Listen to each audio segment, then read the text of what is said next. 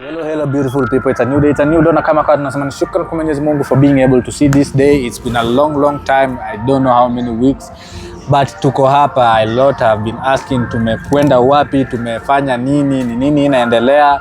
We are sorry for not being able to update you that much, but tuko salama, mambo kidogo hivi, but there is issues that can be solved. All in all, tunasema ni shukrani kwa Mwenyezi Mungu for being able to see this day, for being able to live till this day, na whatever come may, tutasonga na mbele and everything shall be well. We hope that you are all okay, we hope that you are all blessed. Na kwa hii siku ya leo, as you can hear that noise, naona ni kama nikiongeza sauti yangu pia inaongeza. A lot of you know where we are. We are not going to say, but let me just say a lot of you know where we are. Leo tumeamua tupatikane hapa due to circumstances. We are not there, but we are around there due to circumstances because of the mission yenye imetuleta. Though I think we are only here today.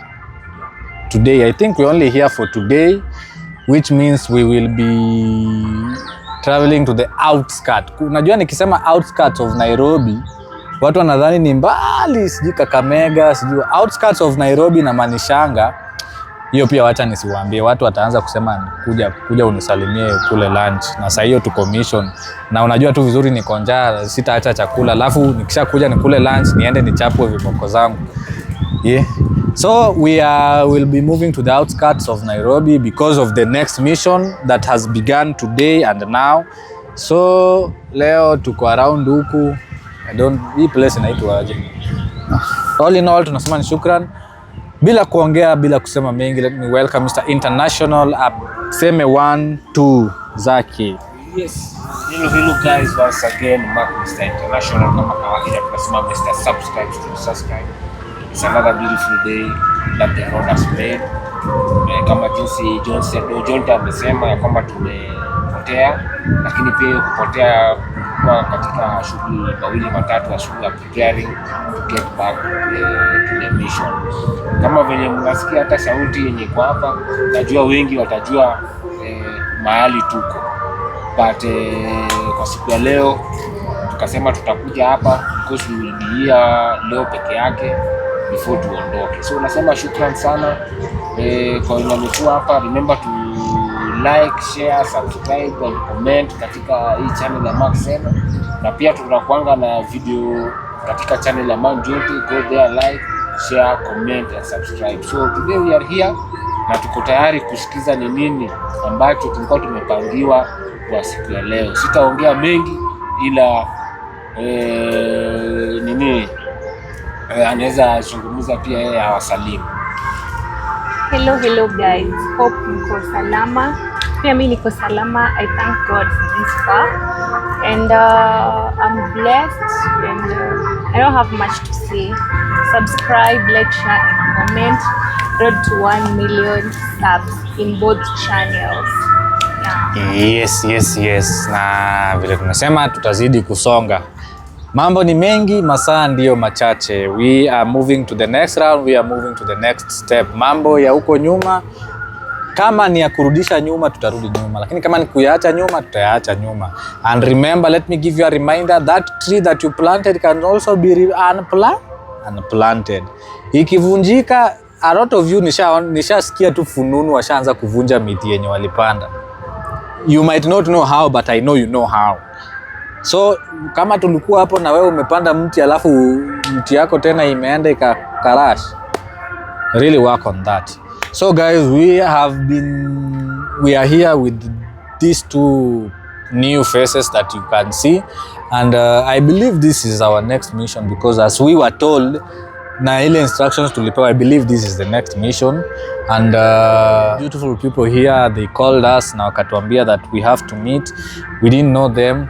They are people just like you, and we didn't know what was really happening, and we said it's okay, but tulikuwa na misukosuko kidogo, and that is when the big man akakuja akatuambia, you move on.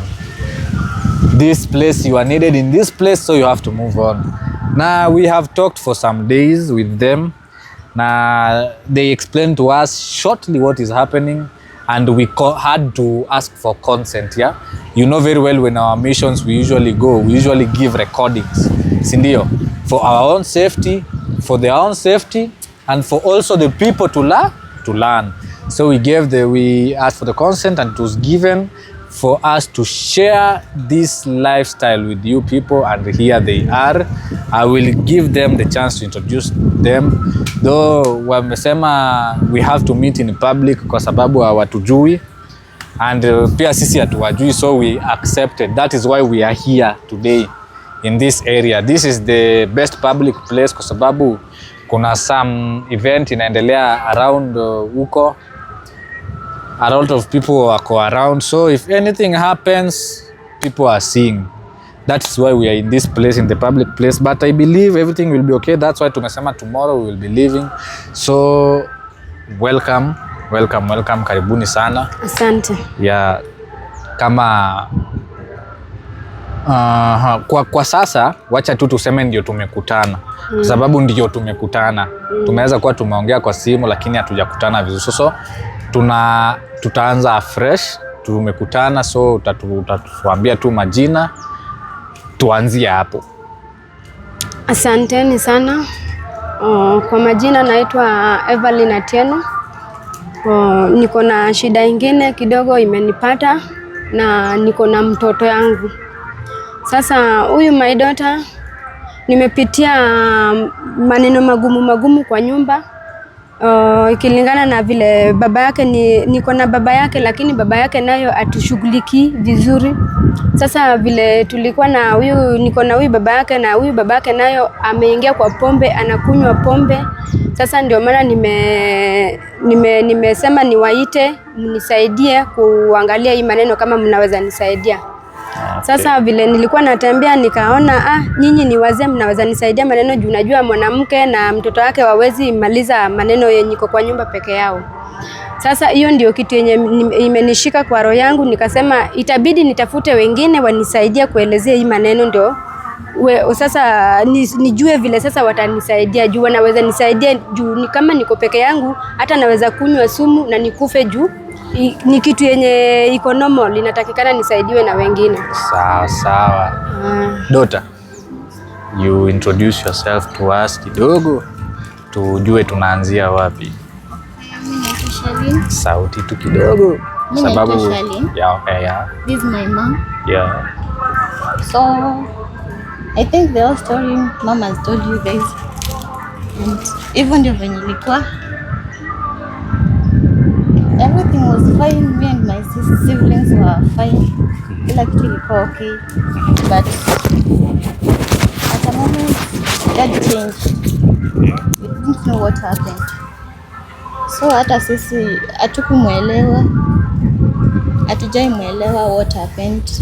Tumejaribu kufuatilia but everything like tulikuwa tunafikiria maybe akona like side chick, that's why anatuacha hivyo, but hatuja find out hakuna mtu akonaye. So maybe mkiweza kutusaidia, mnaweza kama mnaweza tusaidia, at least mtusaidie tujue venye tutadu. So on how we usually help, tunataka because penye mmekimbiza story kuna vile imeruka sana actually, and we cannot like be able to understand on how the issue ina run, unaona. So we would like tuanze from the beginning, unaona, because when you called me you were crying, and according to the background people were crying behind you too. Na ukaniambia that you ulidirectiwa kwetu with one of your family friends, na ukakataa kumention. Ukaniambia they say they should not be mentioned because they don't want like their names, and we understood on how you explained. I don't want to explain it further. And ukasema that yeye ndo aliwaeleza penye mtatupata na vile mambo iko. Yeah, so we shall begin. Tuanze tu kwa mwanzo, and you just tell us on how things exactly were hapo, kwa how things were good to how things became worse. Like kila kitu ilikuwa tu sawa, tulikuwa maisha mzuri, mom and dad were fine, but ilifika point dad akachange, but siwezi explain more, but ni venye niliwa explainia like alichange, sometimes hataki hata kusonga karibu na mom, analewa, like hataki kuongelesha mom. Sisi hatuoni, hata ni kama hatuoni, yeye ako tu, ukimwongelesha ni kama akusikii. Like sometimes ako hadi violence, anataka apige mom. So hatukuwa tunamuelewa sana hivyo. Tulikuwa tunafikiria maybe hivyo venye nimekuambia, maybe akona side chick, but tuliweka mtu amfuatilie. Haku find out anything, like for 3 months haku find out kitu. So hatujaijua what was the problem. Uliweka mtu amfuatilie, like kujua kama maybe akona mpango. Maybe akona mpango wa kando. That's why anatreat hivi. Deduction yenyu ilikuwa hakuwa na meet any woman. Hakuwa na meet mtu. So of which like alikuwa clean, mipango yake ya kutoka na kurudi alikuwa clean. Alikuwa tu sawa. So sijui kwa nini alikuwa amechange hivyo. Uliniambia uko na siblings, 2 siblings? 2 siblings, yeah. So like your dad was just fine taking care of you, and all of a sudden aka change, became violent, became a drunkard, akaanza kuwa violent home. He does not want to be wherever you are, and yani as if yani hatuoni, yeye ako tu hivyo. Ni kama hatutaki. Na is there anything yenye maybe iliwahi fanyika kwa nyumba ama vitu yote between him and your mom yenye inaweza kweli cause some kind of violence between you? Hakuna. Nothing happened.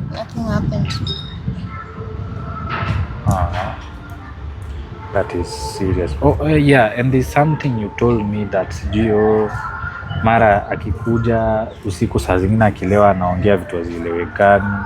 Anasema mara I have my wife in bed na huyo ndo nataka kulala na yeye, huyo mwingine sitaki. Like did she mean like unajua sikuelewi, ulikuwa unasema sijui anasema mke wake ako kwa kitanda ya juu huyu, so that means akisema ya juu huyu alikuwa anaongelea your mom? Yeah, alikuwa anamtukuza sometimes eti amjui yeye ako na bibi yake huko hivyo kwa bed. So na ukiangalia huyo bibi yake utamuona, so hatuko tunamuelewa hivyo vile. Anasema ako na mke wake kwa kitanda, lakini kwa kitanda hakuna mtu. And it was serious ama ilikuwa ni ulevi? Ilikuwa kitu serious yenye hata hataki mama karibu na yeye.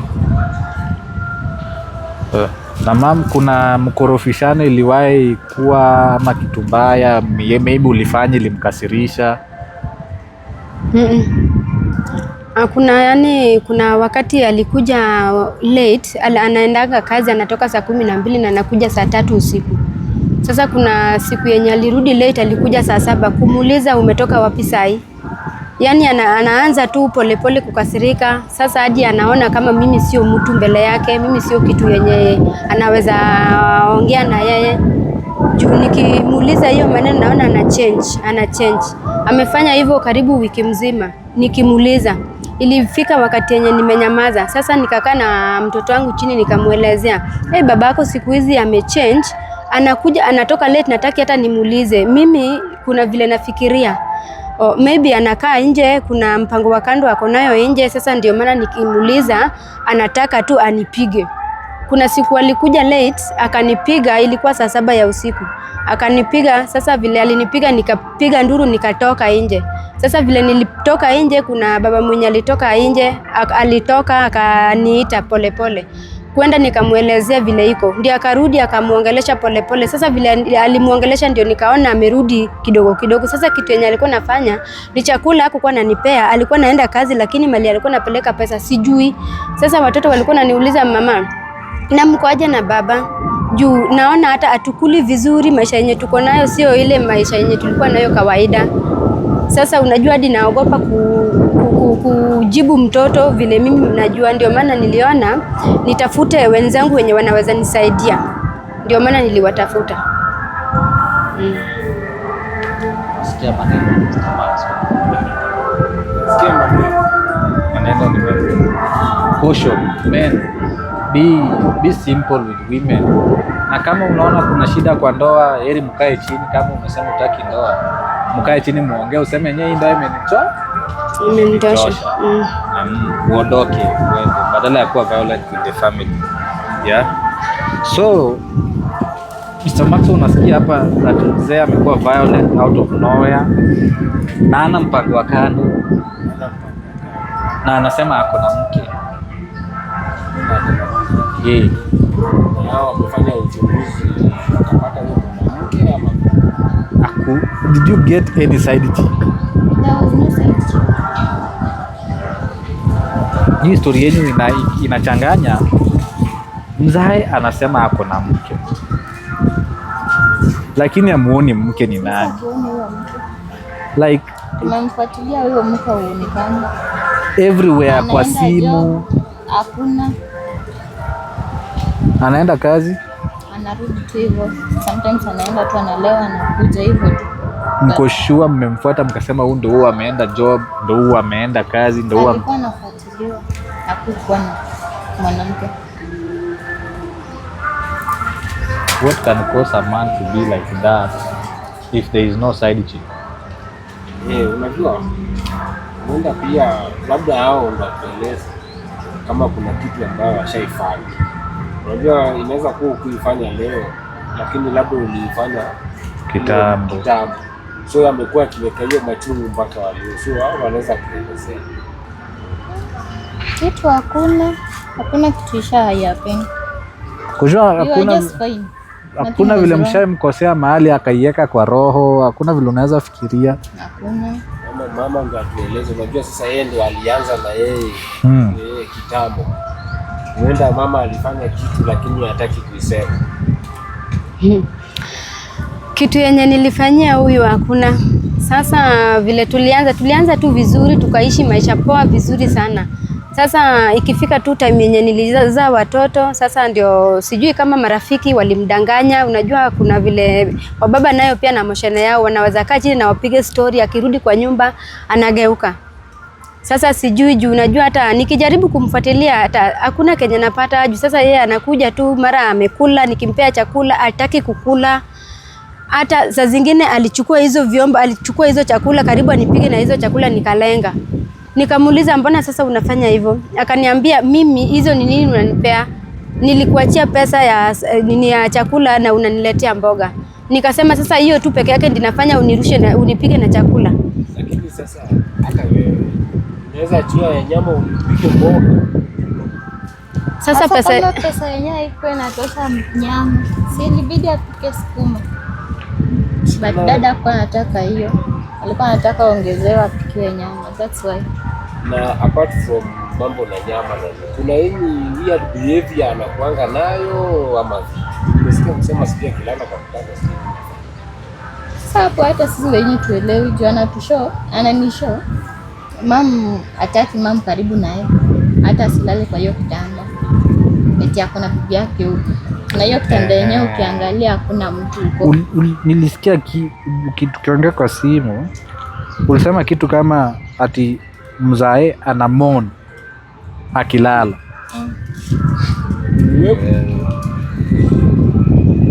We are trying to deduce it from every angle. Unajua ndo ameniambia story akiniambia ati anasema ako na mke lakini hana mke. Ndio nikakumbuka hiyo story. Unajua hiyo ulipitia tu. Ati your mama alikuwa anakuambia ati yeye mna like mlikuwa mnasema ati unaogopa hadi kwenda kulala. Una make sure amelala ndo uende kulala. So ile mnapiga story, ukirudi kwa kitanda unapata mzae anafanya mambo zake huko.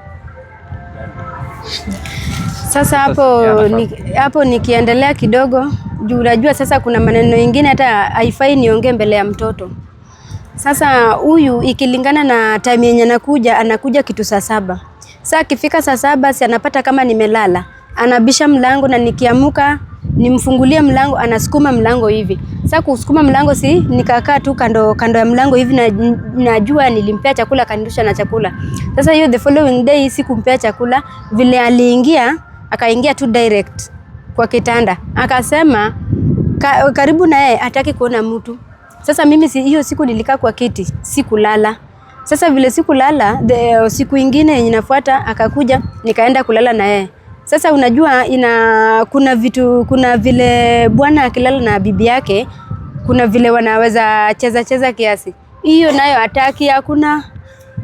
Sasa ndio inaniambia kuna vile anatembea nje. Like hii ni mtoto wako aliniambia, ni kama kuna kitu mnaficha kiplani hapa. Unaona?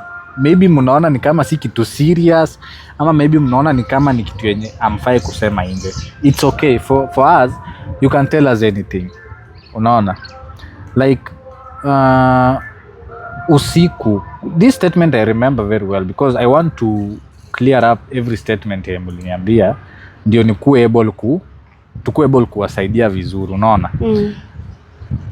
Hii tabia yenye umesema uwezi lala kando yake kama hajalala, lazima uende kama shalala ndio at least upate usingizi. Ukasema siku moja, hata si siku moja, because uliniambia mara kadhaa umeenda pale ukipata mzee wako, like vile umesema we usicheke hapo. Unajua leo sijui umekula nini, kama umekula laughing gas. Vile umesema ile mchezo ya bibi na bwana. Lakini we ukifika pale kwa kitanda, unaona ni kama mzee wako anafanya hiyo mchezo, lakini hafanyi hiyo mchezo na mtu kwa sababu wewe uko pale. Sijui kama unanielewa. Juu vile ilimensioniwa ni vile tu sasa sitaki kuisema direct hapa kwa sababu itakaa mbaya. So ndo maana nimesema hivyo mchezo. Ulikuwa unasema like ukifika pale mara kadhaa unaona mzee wako anafanya hiyo mchezo lakini hakuna mtu kando yake. Hakuna. So anacheza peke yake. Sasa unajua mimi sasa siwezi jua juu mtu sasa ashakwambia akutaki kando yake. Mimi akishalala ndio sasa nakuja na lala. Lakini vile nimelala na lala tu vizuri, lakini hakuna siku yenye utasikia akiniambia hebu geuka huku. Sasa hiyo ndio kitu yenye nilisema sasa hii maneno itabidi nipeleke mbele. Juu sasa kama sio hivyo niangalie vile naweza enda na nipange nyumba na mtoto yangu niishi. Ndio maana niliwatafuta mnisaidie. Hiyo ndio maneno yenye imenileta hapa kubwa. Tutachunguza. We shall revisit it well and well.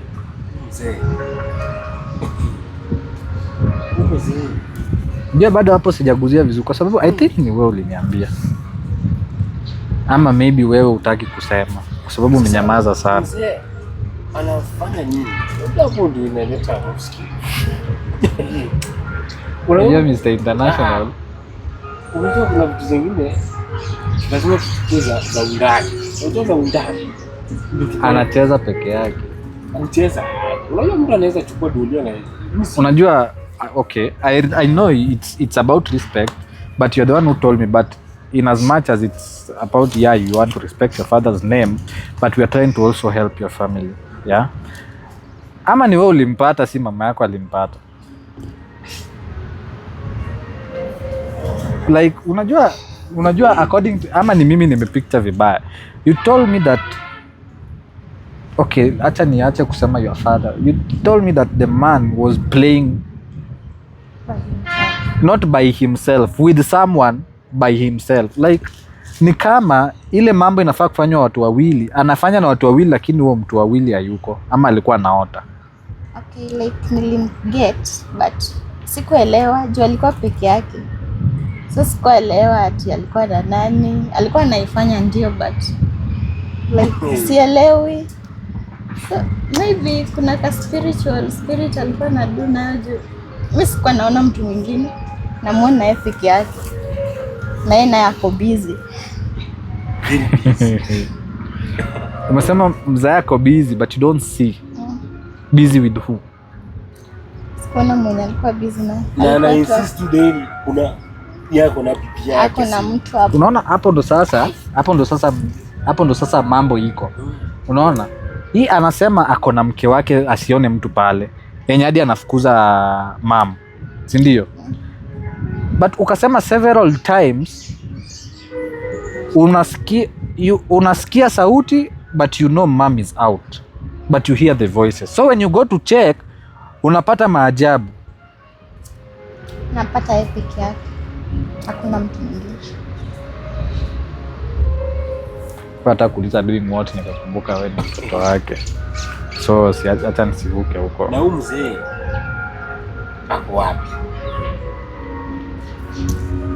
Sasa hata tujui ako wapi. Amjua ako wapi kivipi na anaishi? Alitoka home akatuacha hivyo, so hatujaielewa ako wapi. Alitoka lini? Like kisha kawia kiasi.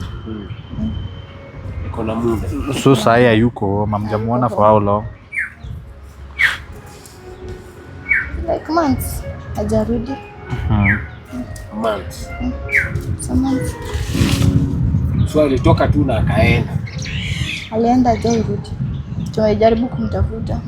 Haonekani. Hatujui penye yako.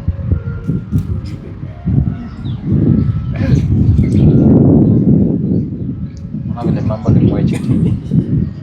Yaani mtu anafanya mambo yake na ama ni wale spiritual wives kama spiritual husband Kama ni hao. Kwa sababu huwezi niambia mwanamke ako busy. na hii ni mchana ama ni usiku peke yake? Like sometimes mama yuko akirudi home daytime anajifunga huko. Anajifungia huko. Sometimes mausiku akirudi anafukuza mama. Hivyo tu. So hata si hatumuelewi. Na mama nikuulize, wewe ndio unajifungia na yeye kwa bed. What other weird behaviors, ni tabia gani zingine huyu mzee amekuwa nazo? Unajua tunataka tupate uhondo. Kwa sababu kama anaweza kuwa anafanya mchezo akiwa peke yake, inamaanisha kuna mambo mengi umejionea. Umejionea.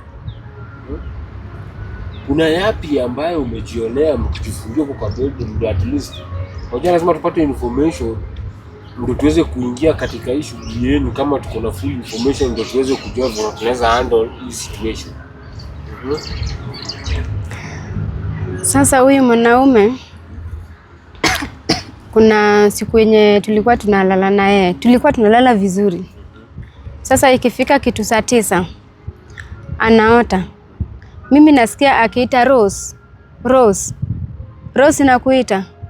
Na nikiamuka nikiangalia Rose, sio ni Rose. Naona tu kama mimi niko naye. Hadi nikamuuliza, "Kwani unaniita Rose? Jina yangu leo ni Rose, sio Evelyn?" Ati hapana. Sio wewe. Nikamuuliza ni nani? Ati hapana, sio wewe. Na unaita nani? Huyo Rose unamuona? Ati ni kumbe wewe ndio uko hapa. Sikukuwa najua ni wewe, nilikuwa najua tuko na Rose. Nikamuuliza, basi inamaanisha huyu Rose mko na yeye. Juu kwa nini unaweza ita mtu na yuko karibu na mimi ndio niko na wewe? Kwani leo umenisahau jina? Akaniambia wewe wacha maneno mingi. Sasa tukalala, kifika asubuhi akatoka kaenda kazi. Akirudi ndio akarudi akaniuliza vizuri kwa watoto wakishaenda kulala. Ati uliniambia ati naita Rose. Rose mgani nilikuwa naita? Nikamwambia wewe nilikusikia vizuri ukiita Rose. Sasa tukiingia tena kwa usingizi akaanza kuongelesha huyu Rose. Rose, geuka huku. Nikamuuliza, "Ai, ni nini mbaya? Ni nini mbaya?" Akaniambia, "Sasa wewe ukijua wewe sio Rose, hebu teremka chini." Hiyo siku niliteremka chini nikalala kwa kiti. Sasa vile nilala kwa kiti nikasema, si huyu amenichokesha sasa." Juu sasa unajua hiyo siku atasema kuna mambo yenye atafanya, ataona kama anafanya na Rose na sio Rose, ni mimi. Na sasa mimi pia nataka nichunguze hii tabia yake vizuri, nione huyu Rose ni nani na anatoka wapi. Sasa akaniambia, "Unataka kunifuata?" Kamwambia, nataka nikufuate juu wewe ni bwanangu na inatakikana nijue Rose ama tuko wawili na sijui." Akaniambia, "Hapana. Kuna vile kuna mama mwenye tunafanya na yeye kazi anaitwa Rose." Nikamwambia, ndio Rose unaitanga. Inamaanisha Rose mnakanga na yeye. Juu hauwezi taja jina ya mtu mwenye hujui. Ina nini? Sasa kama nilimleta juu ndio akaanza hizo vituko zake. Hapo kuna mambo za ndani. Tena umesema ikifika saa 9 usiku Rose anaita. Na anaambia Rose geuka hivi. Anaambia Rose geuka hivi. Hapo kuna zambi. Na sasa ameenda hajaonekana. Sasa kuna mwezi mmoja nje. Mwezi mmoja nje. Hadi watoto wananiuliza mama dadi kwani yako wapi? Nikawauliza, niliwadanganya alienda kazi hajarudi. Atarudi tu. Na ukipiga simu? Nikipiga simu za zingine anashika, za zingine ananiweka blacklist ashiki.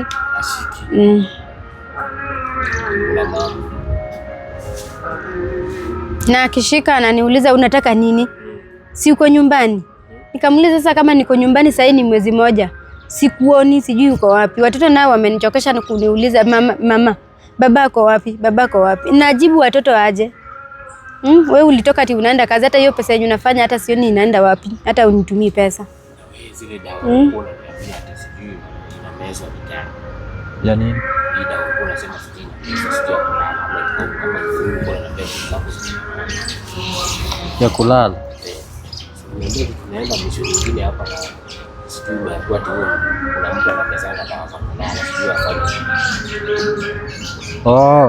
Si ndio. Sio maana tunauliza anacheza na yeye peke yake. Aje. Sasa unaona mimi according to Kenya niliambiwa mimi sasa ndio maana nauliza. Niulize. Are there some kind of madawa mzae wako anamezanga usiku before alale ama hata mchana? Hapo nayo sijaiona.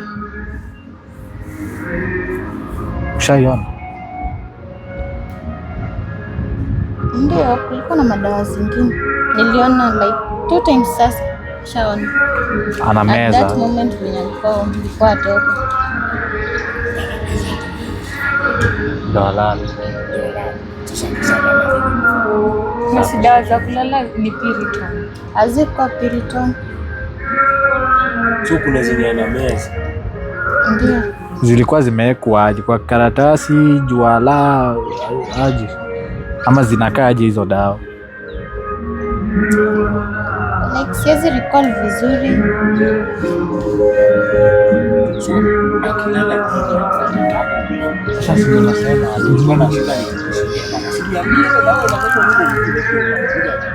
at that moment akishameza hizo dawa siti anaenda analala, ndio anaanza hizo vituko zake zifu. Hakuna mtu huko na hakuna mtu, so anameza dawa ndo anaenda anajifungia anacheza.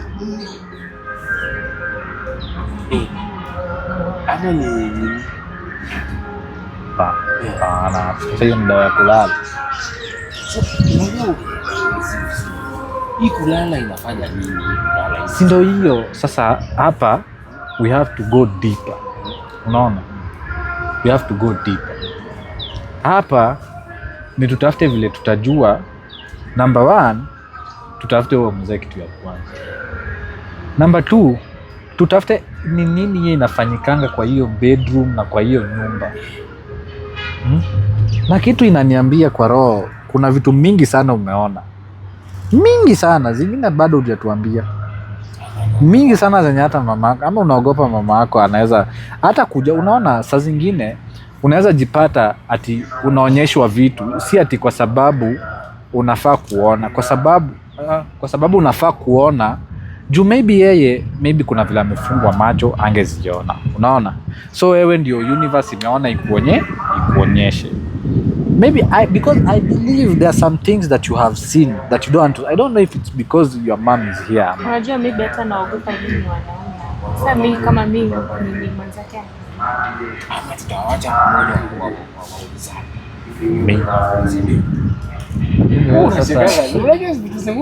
wewe sasa unajua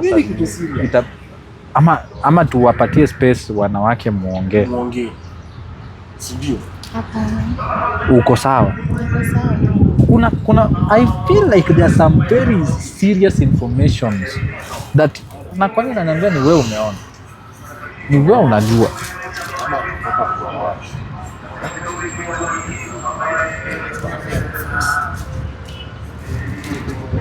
Nani? Hizi ni vitu zenye mama yake si anafaa. So maybe sisi yeye akisema mbele yetu Ama maybe atakusema. Sasa si wako na nani pale.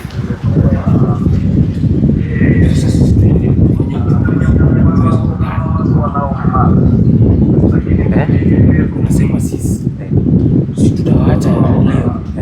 So wamesema wanaingia pale maombi. Sasa sisi tutawaacha hivyo. Unaona? Discuss. Unaona? Ajue za undani. Sisi tuende sasa tufike round hii maneno na tujue wenyewe mzee atapatikana hapa by kesho. Lakini sasa mtu amepotea 1 month, hata familia yake imeshindwa kumpata. Sisi tutampata by 1 day. Sasa kwa sababu inaonekana uko na mambo za undani zenye mnafaa discuss. Before muingie maombi venye mnasema mnaenda maombi, tungependa kuwawacha na nini wa discuss ama unaonaje? Muongee kiwanawake and then mu discuss, then sisi mtakuja mtueleze.